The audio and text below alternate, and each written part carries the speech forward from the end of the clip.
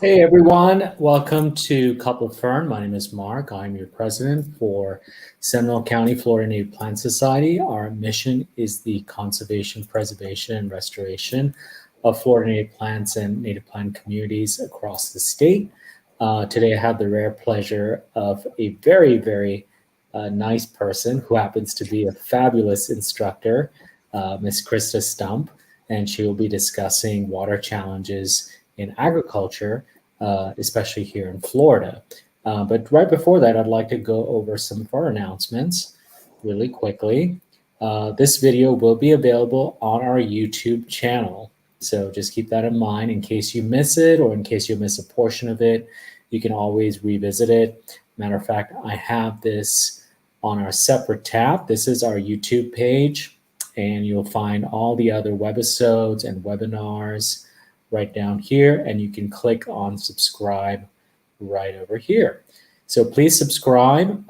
We have, I don't know at this point, over 50 different types of educational videos and webisodes, and our past monthly programs are also now on our YouTube channel. So in case you miss it, in case you'd like a courtesy email whenever we go live, please go ahead and subscribe, and it's the red button right here.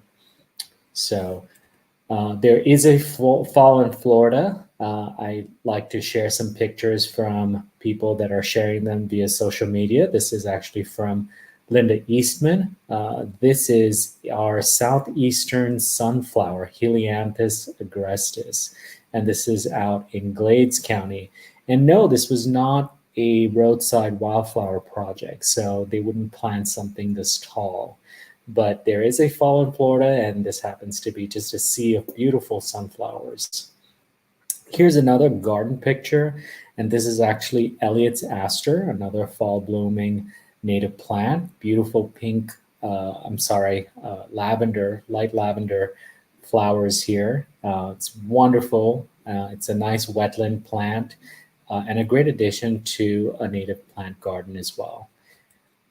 Here's another unusual one, and this is called the Indian pipe or ghost flower, Monotropa uniflora. And right here you see our native bumblebee, inspecting the flower. The cool thing about Indian pipe, this particular flower, is that it's completely parasitic. The flower is the only part that actually peeks or pokes out of the ground in order for it to be fertilized. And another cool thing is that it's part of the Ericaceae family, which is the heath family. So this plant is not so distantly related to blueberries. So another fun fact from you, and this beautiful shot was taken by Lois Posey. And in case you are into vegetable gardening, we have our Seminole pumpkins also coming to their maturity. And this is by Lauren Podlewski. Seminole, I like the second picture here. It actually shows you a scale as compared to a hand. But in case you are a purist, you will know that Seminole pumpkin is not technically a Florida native plant, but it was introduced here through trade, especially with some of our Native American Indian tribes. And then come grow with us. I always recommend this for everyone. We have events. As you know, we're a very eventful chapter. We will have workshops soon, community gardening. Typically, we garden out at IFAS. We have another native plant garden out in Geneva called the Ed Yarborough Nature Center. So in case you're in our vicinity, come community garden with us once COVID is over. We'll have field trips as well. We're doing tons of virtual learning right now. And we also have a few interns that are interested in our internship starting next semester. So in case you are in college and you'd like to kind of get your feet wet when it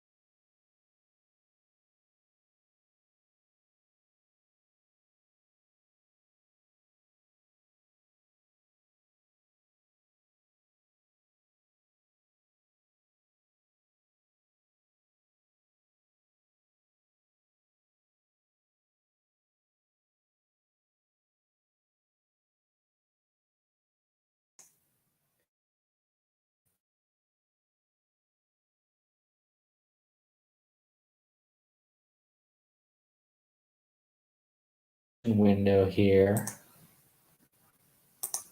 Sorry about the inconvenience, but I lost power there for a minute. But where I was going with that is please join Florida Native Plant Society if you happen to be in our area. I have actually pulled up the fnps.org website here. And in case you are in our area, you can just choose couplet fern from the dropdown. And on November 15th, we're having our gardening inspired by,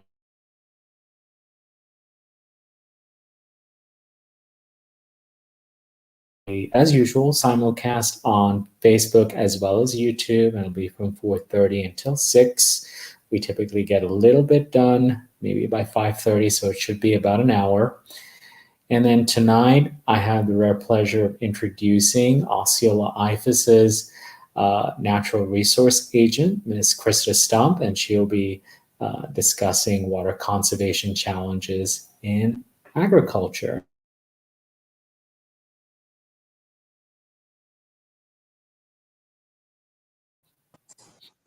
Thanks, Mark. Are you able to see my screen?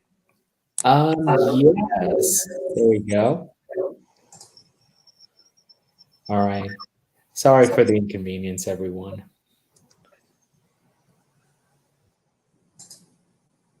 And is it full screen now? Yes, it is. You're good to go. Awesome. Thank you, Mark.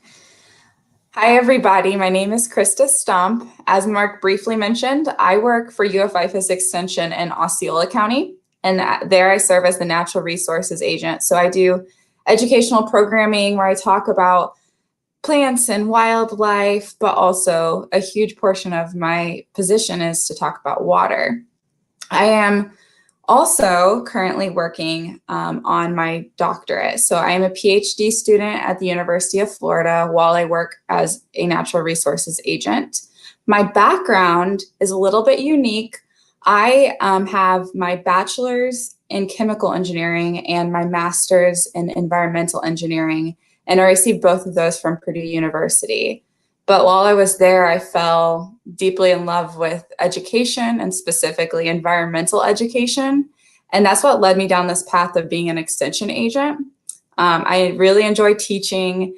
And so I want to get my doctorate so that I can continue to teach and teach on a higher level to college students and the community. If you guys have any questions along the way, I know if you're on YouTube or Facebook, feel free to leave comments, and I think Mark will be able to shoot those to me. If not, at the end, I will put up my email and you guys can reach out to me. But today, despite my role as a natural resources agent, today I'm going to discuss my PhD research area. And you'll see that this is very preliminary, but I hope it gets you guys thinking and understanding the complex issue that is water usage in agriculture in Florida. So we'll be talking about the water conservation challenges themselves, but I will be spending a significant amount of the time actually talking about how can we apply systems thinking to this issue and why is it important that we do that? So first and foremost, if you are in Florida, you may be aware of this, but agriculture uses a significant amount of our freshwater supply. Now, it is the second largest category, though. Just recently, our public water supply became #1. So that is still a huge area that we can focus on for water conservation. Today, I'm focusing on agricultural water use. So agriculture in Florida accounts for over 2,000 million gallons of water per day. And that is our freshwater withdrawal. And that was in 2015, which is some of the most recent reports.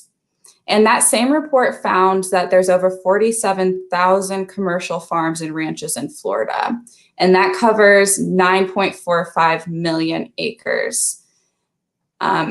Of those, we have about 24% of those acreages that are irrigated. So they're using that fresh water to irrigate the crops, and that's just under 2 million acres. To put that in perspective, because when we're starting to talk about millions of acres, it can be difficult to understand or wrap our minds around, but that is about the size of the state of Delaware, is how many acres we're irrigating for our crops.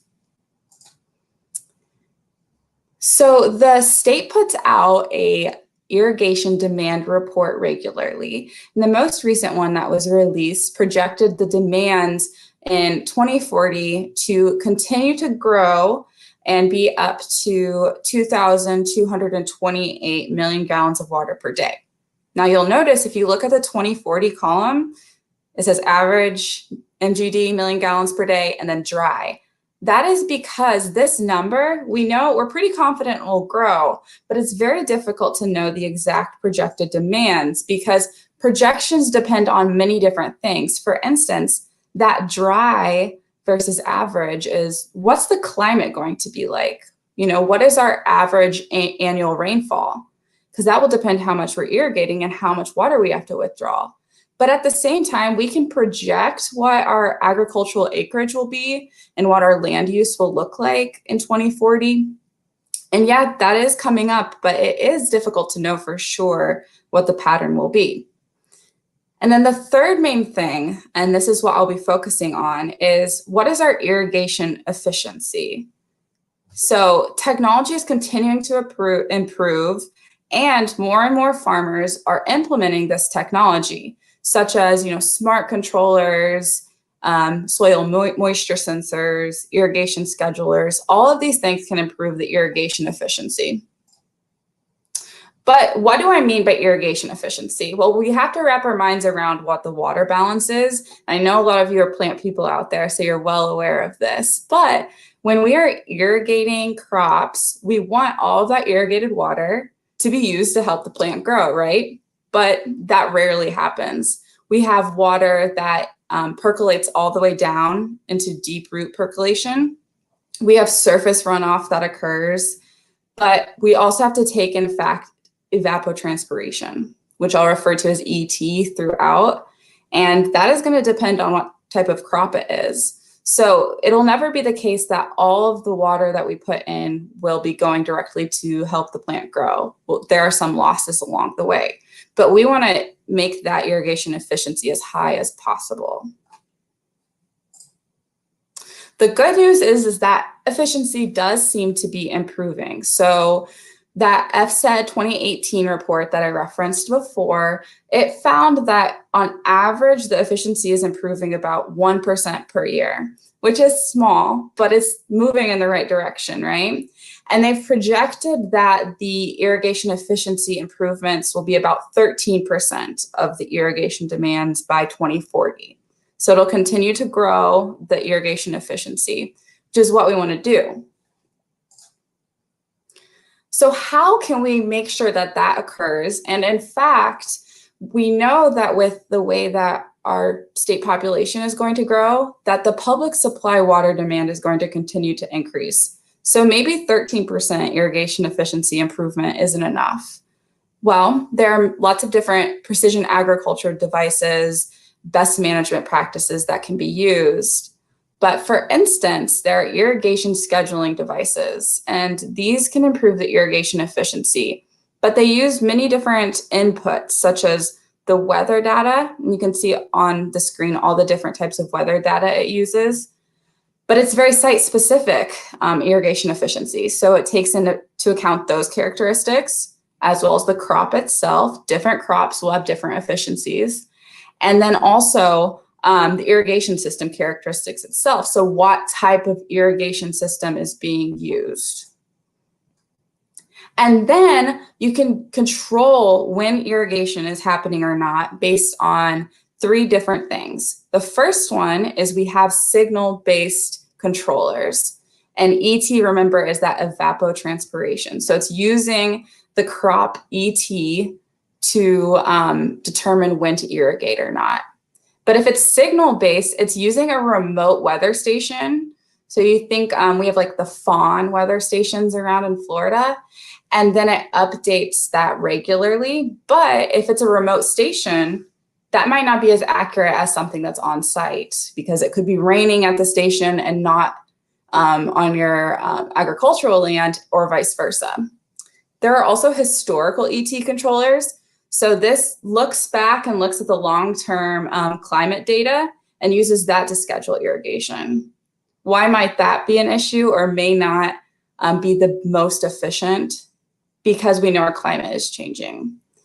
And then finally, there are on-site ET controllers. And so this uses on-site weather measurements. So it's the most accurate weather, and it can also incorporate some historical data.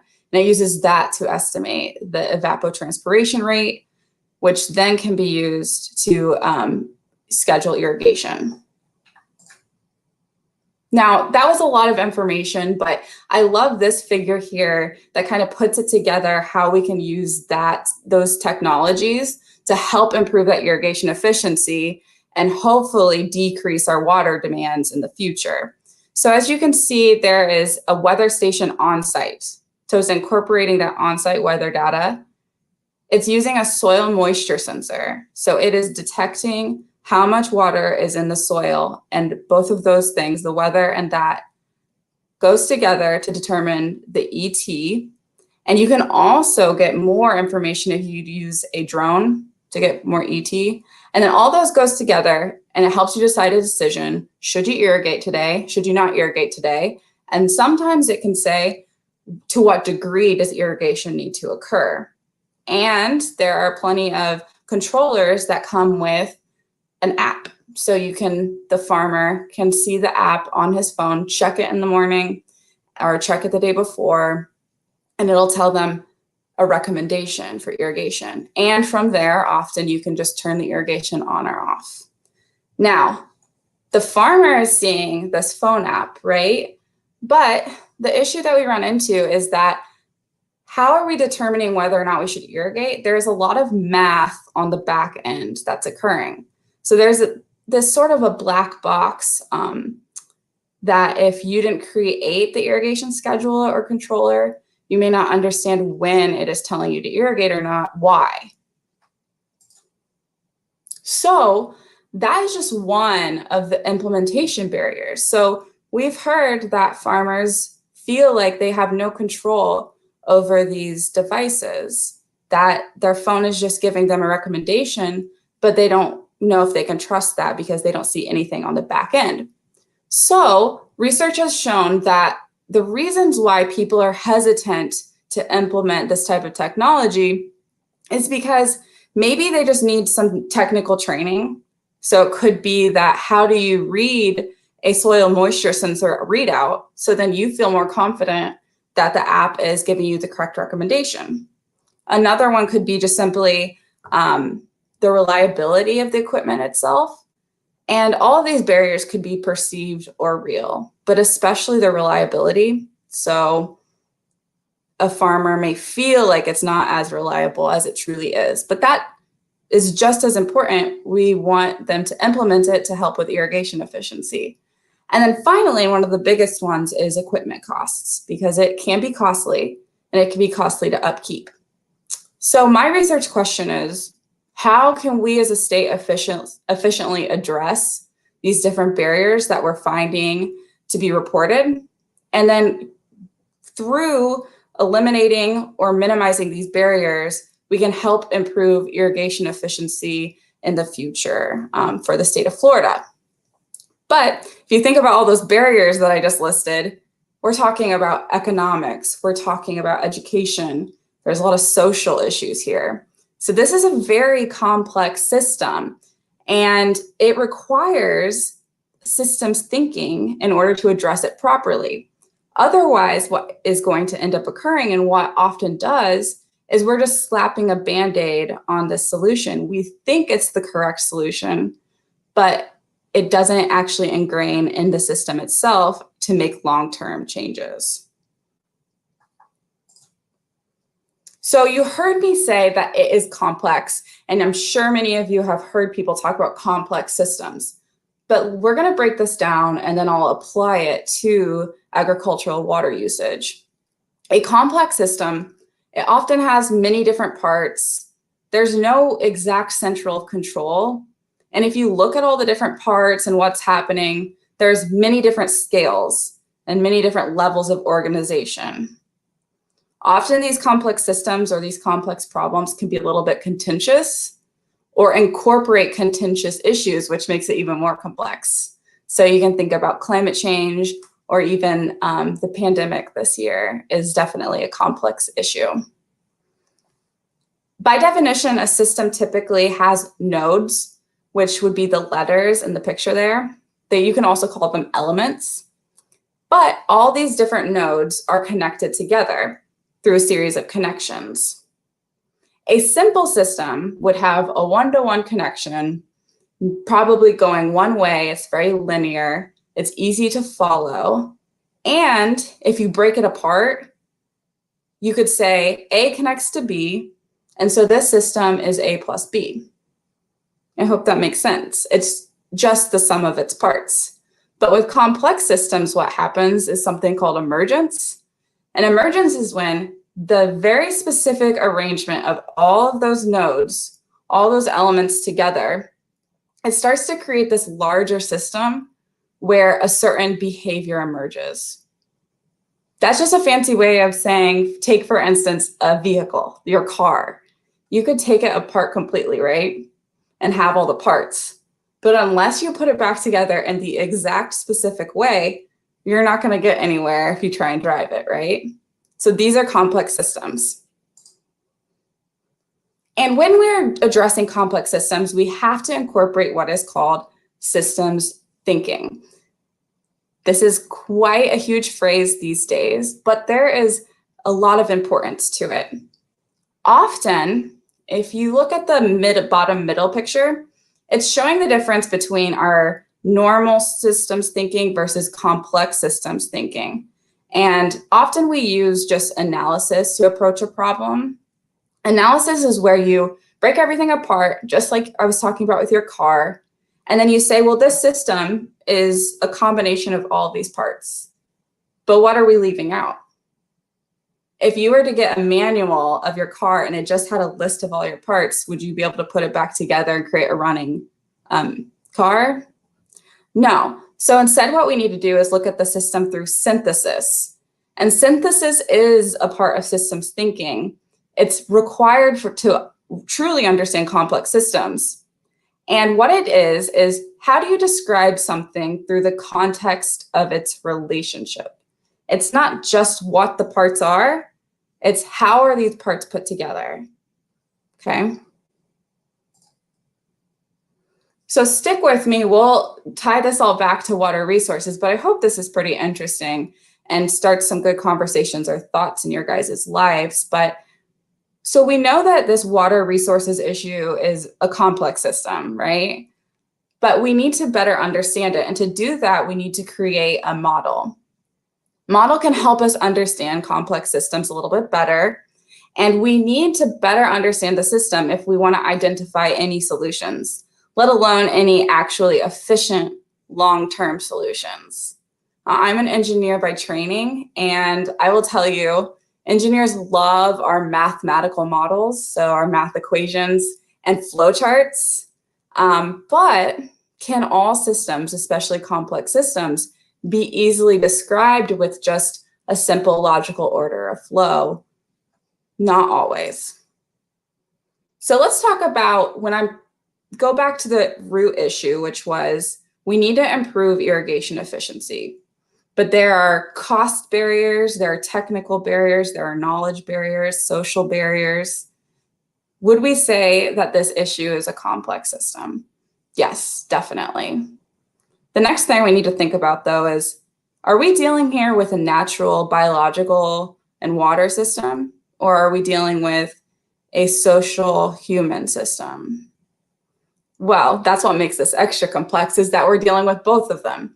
And not only are we dealing with both a natural and a human system, but they're intertwined together. And I love this figure from Giuliani et al. 2016.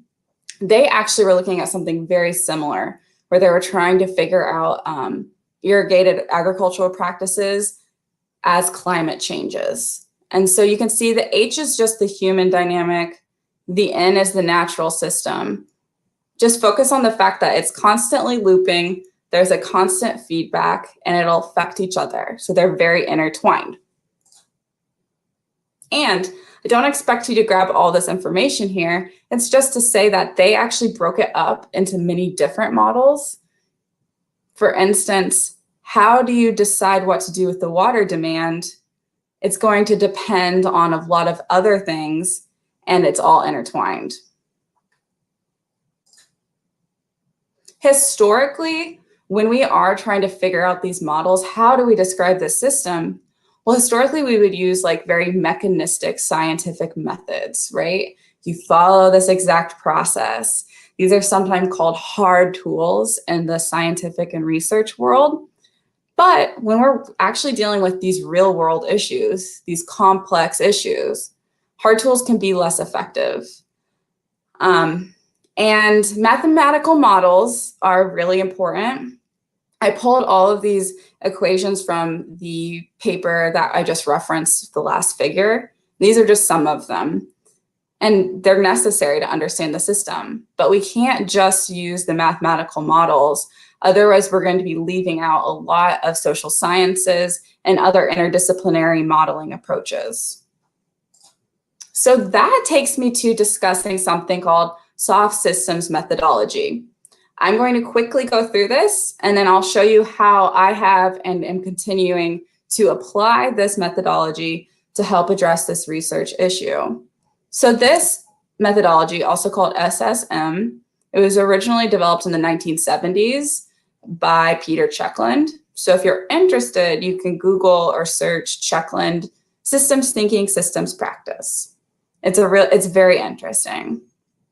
But what this methodology does is it provides an approach to deal with that human behavior, that social component, and really complex problems and situations. So we talked about hard tools, and now I'm introducing this soft systems approach. What is the difference?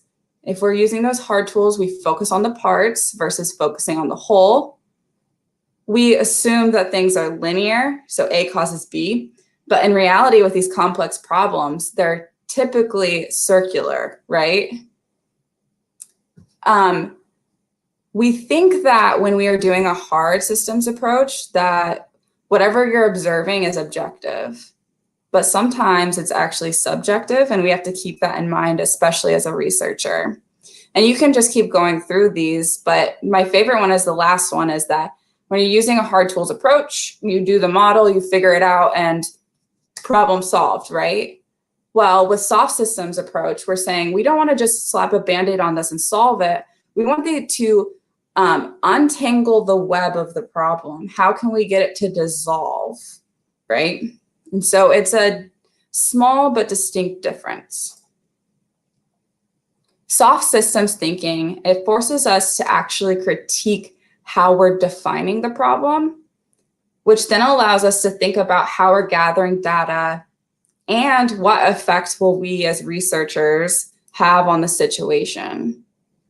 So I'm going to go through this soft systems approach and then relate it to the agricultural water practices that I introduced in the beginning of this talk. This is the soft systems methodology. The really funny thing about it, or at least I find interesting, is that the creator really hesitated on creating a flowchart of any kind to define this, because by doing so, he's actually going against what he defines as soft systems methodology. But, you know, graphics are good. And so you can see it's still more circular and intertwined, but you start by describing the problem or situation in an unstructured way, and then see how it's expressed. Then you can dive into the systems thinking where you figure out root definitions, you start building your models, you know, you compare it to the real world, and you just keep iterating through. So when you're starting out to define the problem, you know, maybe normally you would just start writing out a problem, but you're actually encouraged to draw a picture, and it's called a rich picture. And you can see this one is quite involved, but as you get going and you just start thinking about all the things that are influencing it, you start to add more and more. And you can draw arrows to show the dependency, add labels. And this is a great way to just start with everything that we know. And it's encouraged in this to do it as a group, right? People will keep adding and reminding you of things that are affecting the system. So I did this as part of my research with the system that we were talking about. So I'll just go through this briefly, but we have people moving into Florida where our amount of fresh water supply will continue to decrease. And if you look at the farm, they have a soil moisture sensor, but in order to use it properly, you need education, which often comes from an extension agent, and you also need money. And then the university, in order to give those recommendations, needs money. You can see how it can just keep going and going. And this was after just a very brief session, and I could keep expanding further and further. So we have to figure out what the situation is. And then we can define it further by identifying what is called the cat woes. That includes the customers, which are any stakeholders that are involved. So they may be on the receiving end of the actions. So that could be a good thing or a bad thing, right? They could be beneficiaries or victims. And then identify the actors, who's performing the actions. Identify transformations, which is what if, for this case with the water, it will be the input is that there is too much water being used, and what we would like to happen, what we'd like to transform is less water. And it can be as simplistic as that. What's really important is we must understand what is the worldview that encompasses the group's cultures, values, their reasons for existing.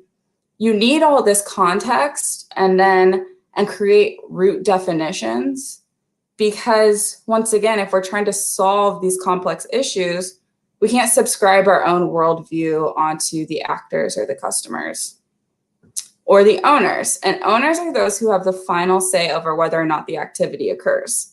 So you can think about maybe governmental levels, but this could also include landowners, whoever has that final say.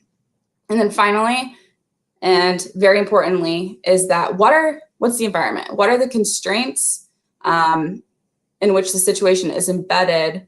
And how does that define the physical and behavioral boundaries of the system? Now, I know this is a lot, but so let's actually talk about my real world example and how I'm applying it. So those transformations I talked about, I looked at all the different barriers that's said in the research as to why people aren't implementing these technologies. So my input is that there isn't enough cost share funding. So the output, in order to solve that input, is to provide more cost share funds. And for each one of these transformations, you have to think about as viewed by the eyes of whom, because you could actually have the exact inverse desired output if you're looking at someone else. So you can just keep going through the different things that will help us improve the number of farmers that are using this irrigation technology, and then thus increasing our irrigation efficiency. You use that to then select one of your transformations that you want to move forward with, and you could do it for all of them. But when we're working with research, typically you want to start with one and develop a root definition for it. And then you use this root definition from the transformation to create a conceptual model. So a conceptual model is something that you use to explore all the possible actions that you could take to make that transformation happen, to improve the problem, right? And you'll create a conceptual model for each of those transformations, because for each transformation, it'll look different as to what you need to do to solve it, right? And it's really just a logic-based stream of activities that need to be done. And then you can put it all together and create a little flow chart. For instance, so with this, so I selected one of the transformations, and I'll go through this briefly, but mostly I just wanted to use this to illustrate to you that the activities that you have to do themselves, the solutions, you could say, are just as complex, or at least still complex, like the system itself. It's not just a one and done thing. And in fact, as I found as I was writing this out of what needs to happen, it became iterative, meaning I get all the way down to, number 9, and then I have to go back up and review more literature and just keep repeating this process over and over until the model is complete. So everything that we just went through with soft systems methodology, I'm going to summarize very briefly, but soft systems thinking is so important when we're dealing with these complex issues such as agricultural water practices. Soft systems thinking helps us learn more about the context that we're working within. And that is an absolute requirement to provide long-lasting solutions. It provides a structure for better understanding the problems as we try and solve them, but also as we're learning how to work with others that are involved with these problems. Remember when I was introducing soft systems methodology, one of the main benefits is that it helps when you're dealing with that complex human component and their behaviors and social science. So that's what's great about this. Why exactly is it important for us to understand the problem before we just go ahead and rush to find a potential solution? Well, that is because we have seen, not just engineers, all scientists develop models and solutions without understanding the full context, often without understanding the social sciences side of the issue. And what ends up happening is they create this awesome model. For instance, maybe they create an awesome app, a phone app, that helps with irrigation water scheduling. But if they didn't understand the social dynamics, they wouldn't quite understand that their interface didn't provide enough information, so no farmers are going to use it because they don't trust it. And then all that work and research was for nothing, and it just ends up in a technological graveyard.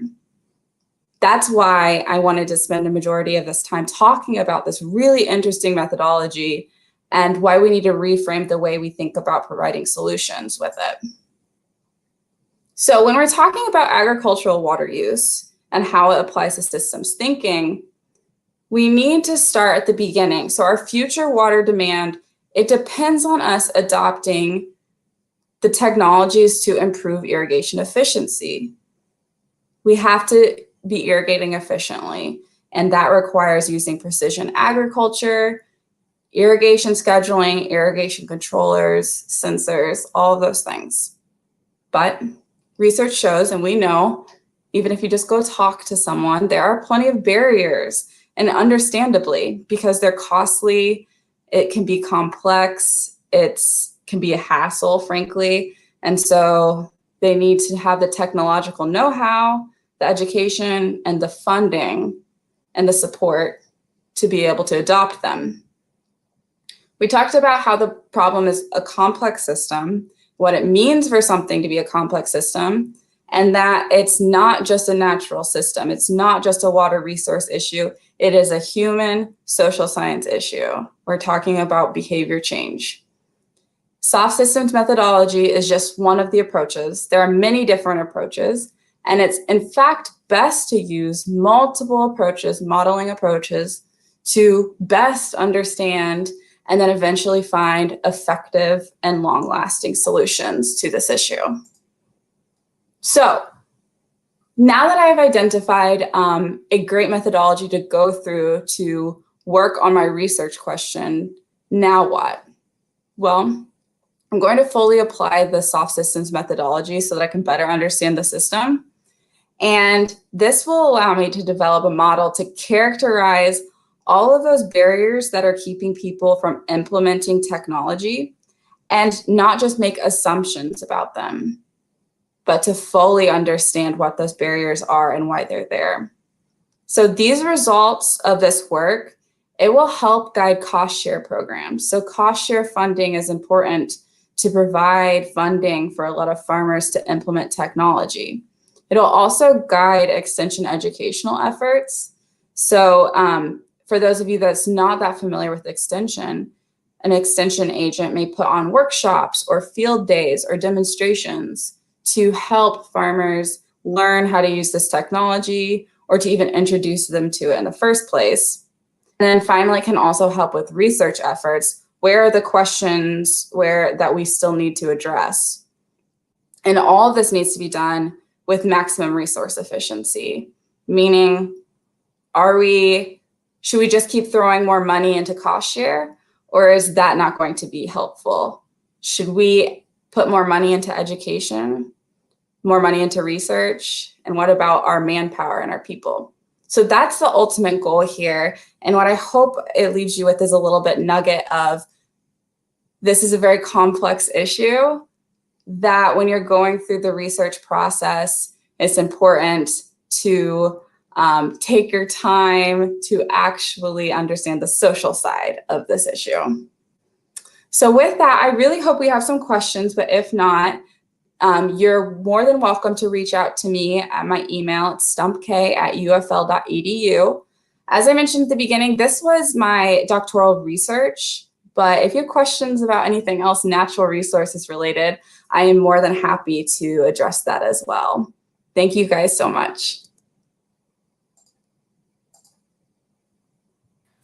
Well, thank you so much, Krista. This was very enlightening for me because I think a lot of our viewers were thinking we're going to see some cool pictures of drones and, seeing the latest and greatest out there when it comes to ag tech. But yeah, I have actually a few questions. And folks, if you're still viewing and if you have any questions right now, now's a good time to get a quick answer from Krista too. Krista, so you mentioned the social aspect, the cultural aspect. Farmers have their own culture, ranch life, field workers as well. They have their own culture as well, which is very important. So how do you feel, on a timeline, do you feel like farmers are going to quickly get on board on adopting these practices? Do you see that happening sooner than later? You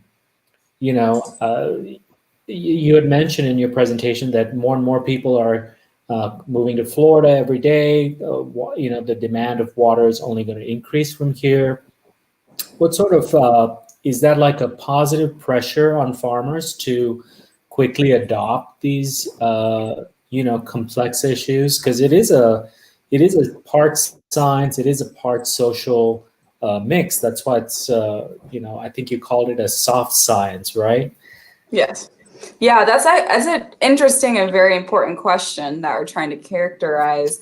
And what we found that the knowledge about the water use in the future is important, but most producers and farmers are well aware and they want to be more efficient with their water usage, but they need it to be with a great yield so that they can make money. And so really the biggest influence is finding that target individual in their community that is willing to adopt them. And that's something called social neighboring. So once the people that they look up to in their community is using it and then can tout how much they actually trust it. And that's important too, because not all these schedulers are equal. So if you find a good one and then they can tell others about it, that's a positive success story. And that's the way to getting more and more on board. So it's almost like the best form of advertising is word of mouth from the person you trust the most, and then you're sold on the project, on the product.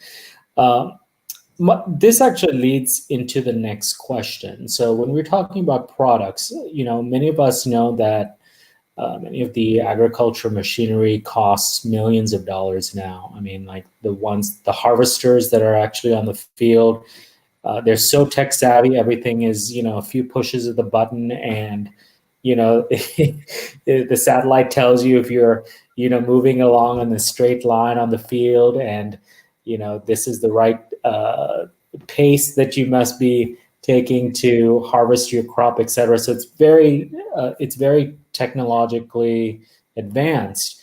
But when we're talking about things like water sensors or drones stuff that you touched on in your presentation, are those, like, for me, when I think about water sensors, I'm thinking something cheap like what you'd get at a Home Depot, or is this more nuanced? Is this more high tech? What is the cost associated with that? Is that something that is incentivized for farmers? Yeah, to answer that last question first, it is incentivized through, and I wish I could have went into more detail about it. So if anyone has questions, let me know and I can get you information, is these cost share funding programs through water management districts, through the state at FDACs. That is so important. And they are doing that for, like you said, soil moisture sensors, which can help have that improved accuracy with the readings as you then do an irrigation scheduler or controller. And the sensors themselves aren't that expensive, but what it comes down to is the amount of land they have and then how accurate you want it to be. You may need multiple sensors, and then whatever company you're using, you usually have to have some type of subscription plan with them. And so it's this ongoing cost that they also need help with. And even though the costs don't seem that prohibitive, if you're fine doing things the way that you've been doing them forever and your crops are great, it is still just throwing, extra money into something, not knowing for sure if it's going to help you out in the long run. We have a question from one of our viewers. Rory writes, do farmers still face the get big or get out attitude? What is the balance between small family farms and large industrial complex type farms? Yeah, that's a very difficult question, especially because you get different answers if you're actually asking governmental agencies or what they're supporting. But unfortunately, at least in my research I've done so far, see that still is an issue, but we are seeing a lot more successful small farms pop up, and they are as eligible as other farms for cost share activities. But when we're talking about FDACs trying to decrease water use, agricultural water uses through their best management practices program, naturally what happens is they do target those really large ag practices, land use that is, so many acres, because it's the most bang for their buck as far as reducing water usage. Support is increasing for smaller farms, and I'm hoping the trend continues. But as I see it right now, there is still a lot of more focus on larger farms and ranches. And for our viewers, can you give us an example of what a cost share program looks like between the state and a farmer? Can you break it down into dollars and cents for us, or just as a ballpark? Sure. And I don't know all the cost share programs out there. It depends on your area, just to preface this. But sometimes it's as much as 50% of the cost, anywhere from 20 to 50% of the cost. And the only thing is there's often reporting requirements. So, and then of course the application process. And so I don't have exact dollars for you, but I hope that percentage is helpful. And the main thing with cost share programs is there are actually cost share funds available that sometimes aren't spent because of the amount of red tape and the process to actually apply for it and get it. And if you're a farmer or a rancher and you're working day in and day out, that can be a lot to ask. And so something I'm hoping to explore is that specifically a barrier that we can address? Like, would it be helpful, and quantify how helpful, if we just had somebody help them fill out the application and they could get their money? Great point. Great point. We have another question from Kevin. He writes, is anyone considering desalination in Florida for irrigation water? Hi, Kevin. So desalination has been considered, is happening essentially in the Tampa Bay area. And I think we will continue to see more of it. However, it is quite an endeavor and an undertaking. It's not our lead method for clean water, or fresh water, excuse me. if anything, I think what we'll see pop up more around Central Florida are direct potabilization and indirect potabilization, which all that means is taking our wastewater and putting it through extra treatment, and then we can use that. There's a lot of concerns involved, I know, but through my environmental engineering studying, we went through that, and it's where the water management districts, the utility companies, that is in the process of the future plans, is to create these treatment processes so that we can reuse our wastewater more. Very good. And I don't remember which presentation I had seen this on, but I remember a presenter saying that we are on trend right now. The agricultural sector draws the most water from our aquifers in Florida. Are we still on track for private housing and private facilities outpacing agricultural water usage in the next, I think, 4 or 5 years? Yeah, it actually just switched recently. So it's only about 0.5 to 1% higher that public supply is right now.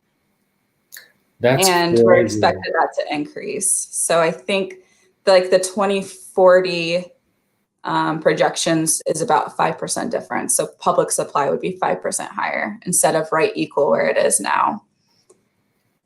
I didn't know that. Wow, I'm glad I asked you. That's yeah. crazy. So I know we're talking about agricultural water use, but it's just important to note that they need to continue to produce our food. And so we're hoping that they can irrigate in the most efficient ways. But the major issue with our freshwater supply is going to be how many people are moving here and that public supply use. Yeah, folks, IFAS does great outreach on personal water savings as well. So in case you guys are interested in, water faucet fixtures, or maybe some helpful tips on gardening or indoor usage of water, please do not hesitate to contact your local IFAS extension, and they'll be happy to send you over some resources. But yes, I think our most precious resource, well, besides plants, of course, is water. And we really need to start thinking about the price of water.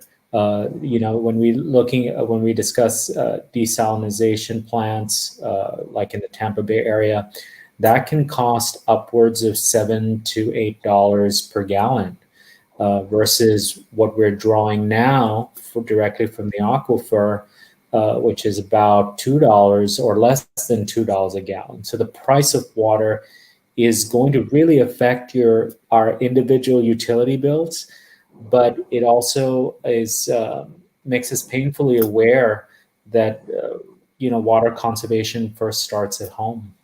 It really does. Very well said, and thank you for the plug for extension. Yeah, thank you. Rory writes, is that a function of ag conservation or more people moving into more tract houses? Not sure. Was he talking about Rory? the agriculture and public supply flipping that figure? Yes. I think he means that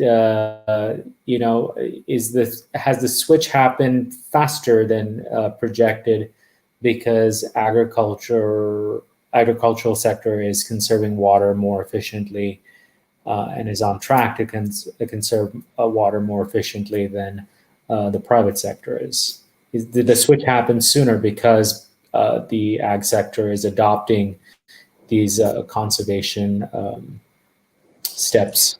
It is both, but the major component is that, like he mentioned, the land use is shifting. So a lot of agricultural acreages are turning into development.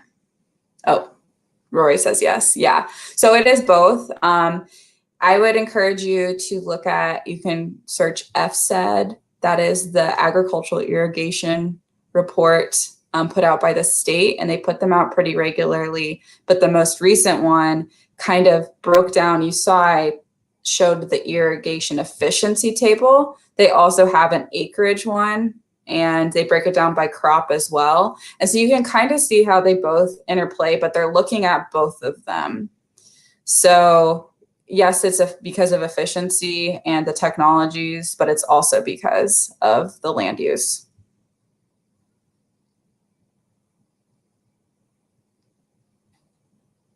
Well, thank you. I pulled up the resource right here. I'm just going to add it on for people to see, but here is a resource from FDACS, and this is the Agricultural Water Supply Planning. Yes. And this is just found through fdacs.gov, but it actually has reports here. It has some geospatial data sets here, which is really cool. But yeah, people can explore this. We don't really see this part of FDACS a lot. We, as native plant enthusiasts, see more of the nursery side. But in case you guys are interested in exploring more about what the state of Florida does for its residents, that is a good resource to have. Kevin Songer writes, thank you so much. Very interesting presentation. Kevin is a longtime native plant supporter, and thank you so much. That means a lot because, Kevin, you probably have heard many, many presentations in your lifetime. So thank you so much. Thank you, Kevin.